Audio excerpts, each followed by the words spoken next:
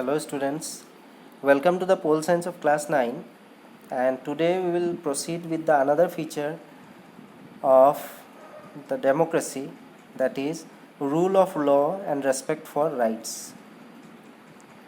Clear? That means rule of law and respect for rights means whatever the rights that is being guaranteed by our constitution should be given respect, and there is certain rule of law regarding that. So let us proceed then. The state should respect some basic rights of the citizens. The state means the government, be it the central or the state, should respect what? Some of the basic rights. That means whatever the fundamental rights are given to the citizens of that particular country, that fundamental rights should be given respect by the government.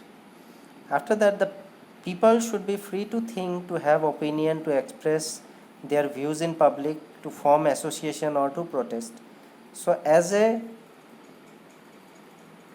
formulation for the rights given to the general citizens, whatever the fundamental rights are given to us as the citizen of that country, under that we have certain rights, like we should be given the free to think, we should have our own opinion, we should have the rights to express our views in public, we are free to form association, and we are free to protest if we are not satisfied by the work of that particular government. So these are certain things that are given in the form of fundamental rights by the constitution, and regarding these only the government should actually give respect to that basic rights. And point number 3 is that everyone should equal in the eyes of law. That means everyone should be equal, be it male or female, be it the persons belonging to different caste or religion.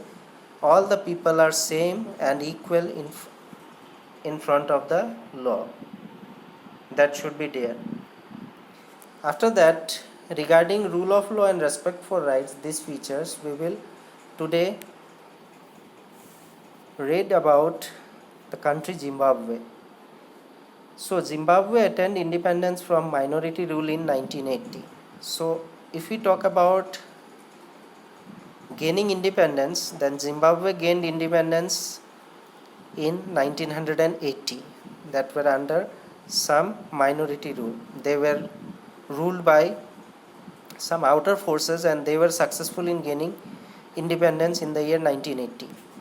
So ZANU PF, the party, led the freedom struggle under the leadership of Robert Mugabe, and in order to gain independence, the people of Zimbabwe were led by one political party that was known as ZANU PF, and this ZANU PF only was able to give Zimbabwe the independence in the year 1980, and that was under the leadership of Robert Mugabe. As you can see through the picture of Mugabe, here's the picture of Robert Mugabe, and this particular persons were belonging to the party named ZANU PF. So Mugabe was popular but also using unfair practices to win the elections. As Mugabe led to the independence of Zimbabwe, but he was popular among the people, but on the other hand he had some demerits also, like he was using very unfair means or many unfair means to win the elections after Zimbabwe got independence. What were the unfair means used by Mugabe in order to win elections after Zimbabwe got independence? Let us read. Constitution amended so many times to increase the powers of President Mugabe and make him less accountable. That means he himself amended constitution. That comes under unfair means. Number 1 point is that he made himself very powerful so that he cannot be made accountable for most of the things. If he has to be asked, that the people will ask him about all the unfair means, that thing was actually amended, and under that amendment he himself as a president made him less accountable, so that other peoples cannot ask under that powers. Opposition party workers were harassed and their meeting disrupted, and public protest against the government were declared illegal. After that, as he has made himself powerful and made him less accountable, after that what he did, all the opposition parties were harassed like anything. That means only one party was not there, many parties were there. So apart from JANU PF, the other parties that were there in Zimbabwe were being harassed like anything.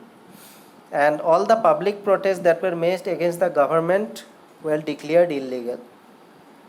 So they have made two things, like the opposition parties were harassed, and on the other hand, the public, the general people, if they protest against the government, as they were not working for the welfare and development of people, so as they were protesting, these protests were also made illegal and they were jailed for that.